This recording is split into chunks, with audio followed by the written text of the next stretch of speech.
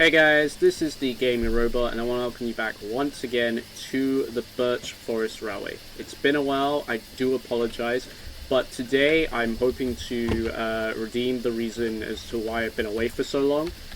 So as you may notice in the playlist, this is probably going to be the 20th episode, which to me seems like a sort of milestone, but considering in most videos all I'm doing is running various trains up and down the line, this seemed like a decent idea for a journey. So as it's the 20th episode on the Birch Forest Railway series, I thought we should go back to where it all started, which is here at the sheds, and with Trainman's King class, GWR King class from the British train pack sort of thing. I'll link it in the description. He goes by Trainman on Curseforge, but we know him as Legend in the Discord, and he's done a lot of the base packs for immersive railroading, like getting started and that sort of thing. But yeah, what we're going to do is essentially do the first service we ever did on the line, but updated with all of the previous stuff, like all of the upgrades and buildings that I've done on the line. And we'll be doing it in the same loco, not the same style. I'll obviously, once as usual, ramble whilst we're going. We'll hook up to the set over there, and yeah, as per usual, rather than ramble while standing still, let's ramble on the move. I've let her build up a good head of steam, I think. So now it is just a case of pressing some buttons, blowing the whistle, and we'll leave the yard. So yeah, like I said at the beginning, it has been a long time. I do apologize. I was trying to get some things working, and while I do have at least one of the things working, which is the replay mod, Optifine does not play well with mods like this, so unfortunately shaders doesn't seem to be a thing I can do, at least not for a full video. Maybe for a video like the whole class 15 passing midpoint / midparver. Midpoint has been renamed by Mid Parva by a viewer of the channel, so if you're watching, thanks for the name. I'll try to remember it, but I'm probably just going to switch between both. Anywho, we have left sheds, so we're just going to pick up a bit of speed. This time round, however, because I'm not working in kilometers per hour, I'm working in miles per hour this time round. The journey should be a little longer, faster, and speed should be a lot better, because when you're doing 50 kilometers per hour, you're barely doing 10 miles per hour. So now I realized that when watching back the first video, like a long while ago, just to, as usual, either look back on the previous content I've made and then either reference that in the next video, or be more aware of what I've upgraded and what has been updated. I don't know. But yeah, as you can see, we are running around these set of chocolate and cream GWR, actually they're just chocolate and cream Mark 1s, I believe. So we'll just pull through the points and do that. Yeah, getting back into the swing of things is a little difficult. Don't worry too much about it. We'll figure it out. And as per usual, the talk tunnel, the inevitable talk tunnel, will allow me to talk to you guys, the viewers, and give you a more detailed explanation rather than the fact that Optifine wasn't playing nice and I got annoyed. Wow, brakes, come on. There we go. Okay, this time round we don't have to worry too much about the points there, because I have automated it so that both points switch at the same time, which is both an advantage and a disadvantage depending on the way you're looking at it. So let's switch this, there we go. And stop saying because that gets annoying. So yeah, not much has changed around here. All of the work done to the railway has been mostly terraforming. Uh, so yeah, we just got to get going first of all, couple up, we'll be ready to go, and then we'll enter the infamous talk tunnel, where I will talk and you will listen, unless you skip ahead, in which case I have been beaten, or bested, or both. So yeah, let's just back down, apply brakes. Brakes are a lot less sharper than I remember, so it might be, there we go, good. Right, I don't have to worry about that for a while. So, right, let's see, we are heading towards Mid Parva. It will be a stopping service, so we'll just stop, have a look around, maybe continue talking, that sort of stuff. But all in all, it's probably going to factor around about a 20-25 minute video. So hope you guys can enjoy, hope you guys will, you know, watch till the end if possible. If not, thank you for viewing, and let's begin. Off we go with a solid start, that's good. And pulling away nice and steadily. We'll increase speed once we at least get the engine out of the area. There we go. Yeah, it is starting to annoy me how I'm either looking down the train or up the, like, looking up the tracks. Wherever I am, I can never like see the front of the loco, which in realistic forms is understandable, but for like a whole viewer's interest, it's not really gonna do too well. Anywho, we are entering the infamous talk tunnel, and we're in, and increase speed, so this might go quicker. But yeah, so I was able to get Optifine to work, and then I was able to get Silda's enhanced texture shaders also working, but whilst after like, I don't know, like a few days using it, massive frame drops and stutters, which didn't help whatsoever when driving the line. It meant that I could only drive it one way, so I had to get rid of Optifine, which is annoying. And you may notice that some of the track on the line has disappeared or been replaced. I'll explain more about that now, I suppose. So whilst trying to get both Optifine to work and work well with all the other mods, like the first time I did it, before I realized I could just take the jar folder and just pop it into the mods folder, thanks to the person who said that to me in the MS Rowing Discord, Dragon it was actually, so thanks for that. Unfortunately it hasn't paid off, mainly because we're still not able to use shaders, which is unfortunate. But Malice Cause mod, which is what I used for the garage door on the probably soon to be rebuilt again house, as well as all of the doors on the line, corrupted the entire world, so all of the track changed to be rusty ladders and door factories, which isn't ideal, and most of the locos also went poof, so there's that as well. So yeah, I had to go all along the line and basically relay track, which was interesting. It had its advantages, I suppose. I got to relay track in a more semi-realistic way. I want to stop. Can I stop? Thank you. Awesome. We have arrived at midpoint / Mid Parva. Eventually it will just be Mid Parva, but you know, I named the station on video, so you know.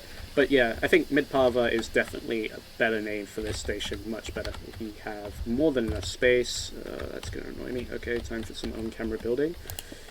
It's going to be a bit more of a problem. Okay, and then get that, and just get rid of this. Bit of a hole there, I'm sure it's fine. There we go. And do. Professionalism. Look at this professionalism. And you would never have noticed it was there had I not pointed it out. Anywho, so yeah, we are at Mid Parva. I apparently cannot fly. Nothing's really been done since the whole built in 2 days sort of thing.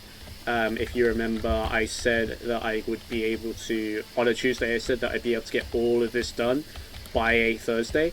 Thursday morning, sure, I got it done, but this was, it wasn't a rush job because I spent a while on it, but I haven't been able to do the interior, but I have cleaned up the lighting issues, so we don't have, like a mess of lighting, and nothing's really changed inside. It's still all floor plan and steep stairs and such, but it's all a lot more organized lighting wise, and I don't think I've done anything down here into the base headquarters. No, nothing. Alright, back up we go. So let us just fly around a bit. There we go. Apparently we're doing this in the middle of the night because I've unlocked the day cycle. Sure. Look at that. That's a picture. But I'm going to be professional and take my thumbnails off camera. Probably using a secondary account to get a good run. So yeah, as you can see, this track now doesn't curve all the way over there and go through 2 tunnels. I've now got it so that it curves where the carriage sidings used to be, or the large carriage shed. Which also corrupted with malice doors, which I have now wiped off the face of the earth, at least in this mod. So like loads of curtains where all of the iron blocks or corrugated iron was. So now we have the good exchange, or the exchange sidings, serving as the carriage sidings for now, and in like sometime in the future I'll rearrange all of the tracks so that we have the exchange sidings back and also the carriage sidings for a carriage shed or both. But yeah, that is basically Mid Parva for now. We've got this loco here, it's just standing here for a bit, might be used in a future video, who knows. So let us get back into the loco, F5, because first person isn't particularly helpful when you can't step out the loco or lean your head or that sort of stuff. And off we go. Nice gentle pull, and this is a longer stretch, so we should be alright. There we go. You can tell I'm a perfectionist in driving. Like, for example, on the Roblox game Grand Continental Railways, whatever I'm driving, I at least tend to drive relatively realistically, regardless of the server I'm in. So if I'm in a server with, like, loads of Thomas the Tank Engine fans who are a big fan of all the massive crashes and spill-ups that happened within the series, though I don't know why they went that way, but it's disappointing that they did.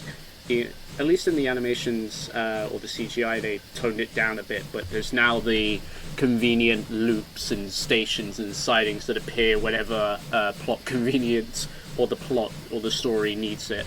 I don't know why I'm talking about that, but with the Thomas the Tank Engine fans, they'll pick a fast train or they'll pick a steam loco, and then they'll just go at speed and either try to crash or they just won't drive realistically. So if I'm in that sort of server, it's difficult. But if you're in a server where there's like loads of train spotters and people who like to roleplay, it's relatively okay, unless the train spotter is one of those really annoying, privileged people who wants to train here, now, and then. But yeah, okay, we can speed up a bit. There we go. I don't know why I'm talking about that.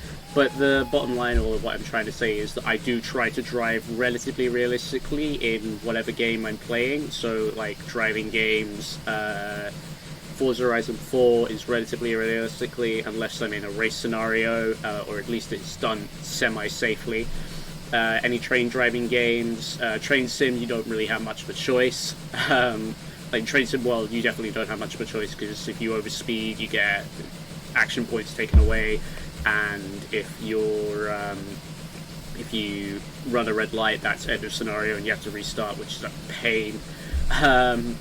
But yeah, I'm a relatively semi-realistic, semi-competent driver in whatever I do tend to drive, which is a lot of automotive stuff. But aside from that, the one thing that I do want to let you guys know, if you are still watching, because that's kind of an issue with this channel apparently, but I have been able to stream, or at least benchmark test streaming on both YouTube and Twitch. So yeah, if it's possible, I can stream if there's a demand for it or an interest in it. But I would like to get a second screen just so that I can go through Twitch chat and see all the notifications and stuff. Plus, I'm also planning to use the second screen for either my driving setup, which I do want to get, but that will happen sometime in the future. I need to brake. Yikers. These brakes are sluggish. Okay, this is going to be hard before. But yeah, I am now able to stream on Twitch and or YouTube, depending on the interest of you guys, the viewers. Using my phone to look at Twitch chat is probably not the best idea. Ooh, that was rough. Brakes are hot. So yeah, it's definitely possible, but personal preference would be I would like to have a second screen before I try anything like that. And we are arriving rather roughly into Village Terminus. So let us just brake a little heavy. A little. There we go. And brake. Brake. Brake some more. Continue braking.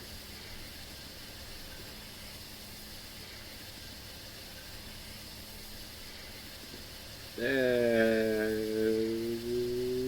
we go. Awesome. We have arrived safely, if not a bit shakily or rough. We have arrived at Village Terminus. So yeah, and then as you can see over there is the line towards dockside, which has to be, well, the buildings don't have to be completely redone, but the track work, especially surrounding where the depot was, because I did actually do the depot building and it looks pretty decent. The depot still doesn't have a name, but someone suggested the Sahara Depot, which I'm like 50-50 on. But yeah, so what we have here, as you can see, is it's pretty much all the same as it was the last time we were here, which was with the HSD Class 43.